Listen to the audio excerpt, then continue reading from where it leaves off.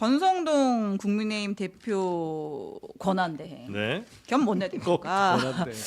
권한대행 겸 원내대표가 이제 이분 날 국민의힘 의원들 비공개 의총을 하면서 우리가 단일 대우를 형성해야 된다. 한덕수가 헌법재판관 3명 임명 못한다. 법적으로 못한다라고 단일 대우로 외치고 다녀야 된다. 그리고 지역에 가면 욕도 먹겠지만 각오하고 얼굴 두껍게 다녀야 된다. 지역 구석 고개 숙이지 마. 이거 드라마 대사 아니에요? 방송도 나가서 우리의 입장을 적극적으로 알려. 당신 죄인 아니요. 취지로 고개 숙이지 이야기를 마세요. 했다고 하네요. 예. 그러니까 전체적으로 그 말씀하셨던 저 관자놀이 세게 맞고 거의 이제 정신 다 차린 것 같아요. 예, 그래서 반격을 하기 시작한 거죠. 그렇죠. 그러니까 여기서 이제 정치권에서도 뭐 이 정도 나올 거면 이제 뭐 비상계엄의 정당성을 더 이야기하는 쪽으로 점점 논리가 발전되지 않을까 하는 생각도 들기도 하고. 그러면 이제 민주당이 추진하는 거에 대해서 국민의힘은 더더욱 뭐 반대 논리라든지 아니면 반대 의견들을 강하게 피력할 가능성도 역시 있어 보이는 거잖아요, 지금 상황이. 일단 다음 주 월요일 날 국힘 비대위원회 체제가 정식으로 출범하기로 했잖아요. 네. 그러니까 권영세 의원이 비대위원장으로 또 다른 비대위원 선임도 주말까지는 끝낼 텐데 거기에 태도를 좀 봐야겠죠. 예. 근데 권성동 원내대표가 저렇게 나오는 거로 봐서 무슨 차이가 있을지 모르겠어요. 왜냐하면 30일 날 출범하면서 비대위에서 비상계엄 사태와 관련해서 사과를 한다. 뭐 지금 사과한다는 얘기도 있는데 네.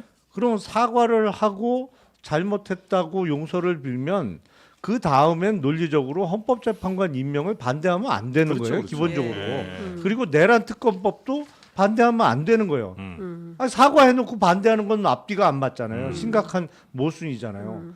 그러니까 아예 사과도 하지 말자는 주장이 지금 국힘 내부에서 그렇죠. 나오는 것이고 제가 보기엔 어느 쪽으로 결론 날지 모르겠는데 권성동 원내대표의 워딩을 보면 아예 사과도 해서는 안 된다.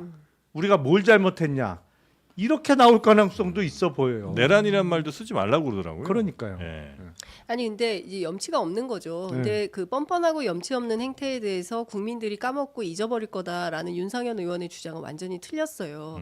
국민들은 기억했다가 반드시 심판할 거예요. 네. 그리고 당장 내년에 4월 재보선 있을 거 아닙니까? 그때부터 드러나겠죠. 대선을 뭐 같이 하게 될지 모르겠지만 그리고 저는 유승민, 안철수 이런 사람들이 적극적으로 역할을 좀 해야 된다고 생각해요. 뭐 유승민 대표가 주말에 뭐 대구에 가서 뭐 배신자 프레임에 대해서 정면 승부하겠다 뭐 이런 얘기를 했다고 하는데 네. 저는 그 반대했던 23명 있지 않습니까? 사실상 네. 국민의힘 내부에 이분들이 기가 눌려가지고 그냥 딱 뭐 친윤이 시키는 대로만 하는 그리고 나와서 잘못 얘기하면 뭐 뒷조사 당하고 뭐 이런 거 때문에 겁먹어 있는 것 같아요.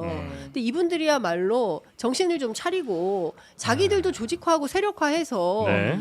아니 그 탄핵에 찬성한 게 그게 대표에서 쫓겨날 일이에요? 그게 말이 됩니까? 근데 이 말이 안 되는 정황에 대해서 자기 논리를 가지고 붙질 않아요. 그냥 깨갱하고 있는 거예요. 이러니까 건강한 보수로 나아갈 수가 없는 거다. 그러니까 결국에 이 사람들 다 그냥 저는 그냥 멸절될 수밖에 없다 결론적으로 그 그런 생각 소수들도? 그렇죠. 네. 그럴 수밖에 없기 때문에 여기에서 뭐라도 할 거면 어쨌든 유승민 안철수가 자기 역할을 해야 된다. 그러지 않고 그냥 뭐 라디오나 이런 데 나와서 몇 마디 던지고 무책임하게 있으면 네. 그것도 저는 참 형편없는 노릇이다라는 생각이 좀 듭니다. 만약에 제가 지금 현역 의원이라면 네. 특히나 뭐 안철수 의원 정도의 위치에 있다면 들어가자. 그렇죠. 몇 명 설득해서 끌고 들어가겠어요.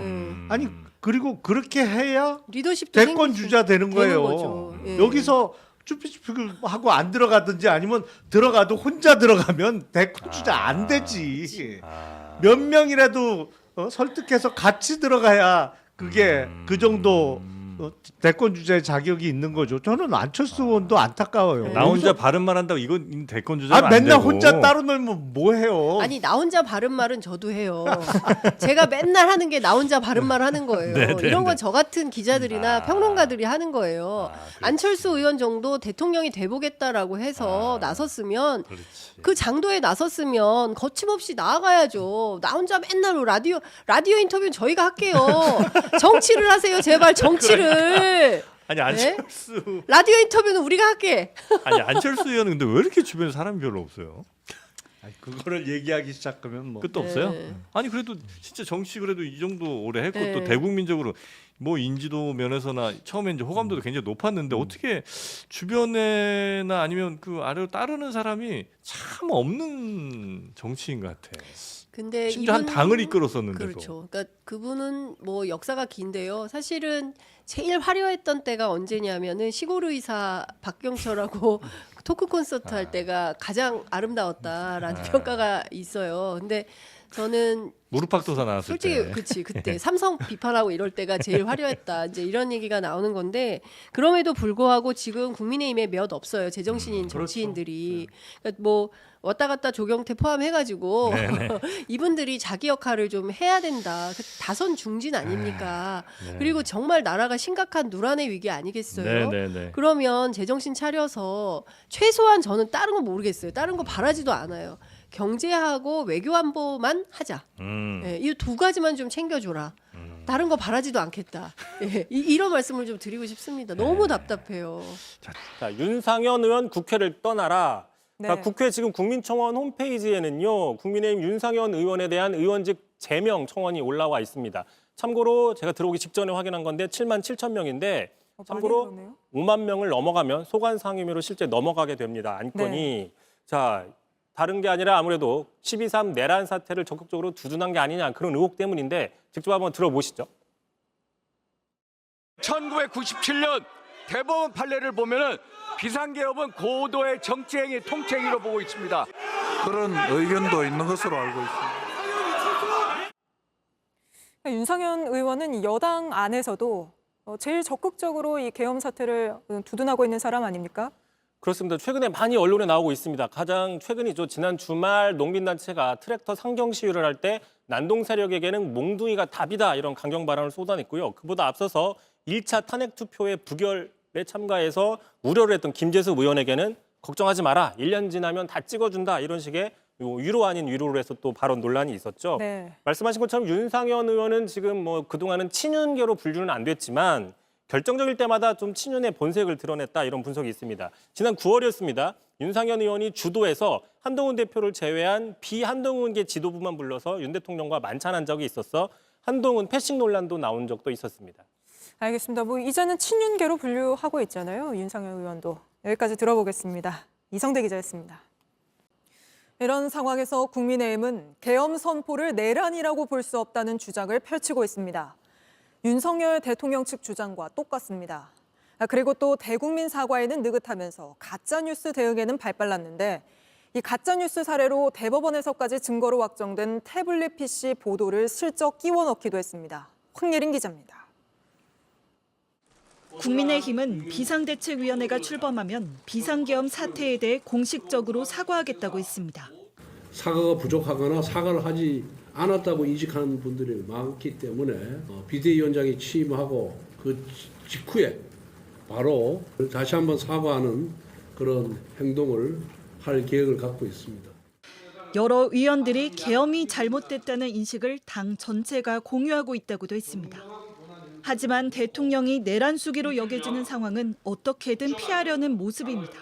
내란이라는 거는 이게 최후의 그거 근데 어떻게 그러면 대통령이 제3자 입장에서 보면 대통령이 무슨 내란을 하려고 그걸 했겠어요?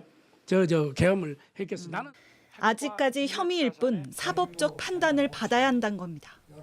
윤석열 대통령 측 주장을 떠올리게 합니다. 전 세계에 타전될 그러한 기자회견을 통해서 나 내란 이제 합니다라고 하는 내란이 어디 있으며.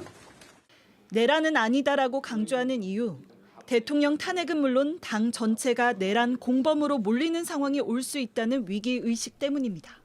내란 동조, 내란 선전, 내란 옹호 온갖 이름을 붙여서 모든 정치적 반대 세력, 정치적 이견 세력들을 억압하고 탄압하고 찍어내겠다는 것. 계엄 사태와 관련한 가짜 뉴스에 엄정 대처하겠다면서 성명서도 냈는데 갑자기 박근혜 대통령 탄핵 당시 태블릿 PC 보도를 사례로 들기도 했습니다. 이러한 분위기 속에서 새 비대위가 윤 대통령과 거리를 두고 거듭나기는 어려울 거란 전망이 나옵니다. JTBC 황예린입니다.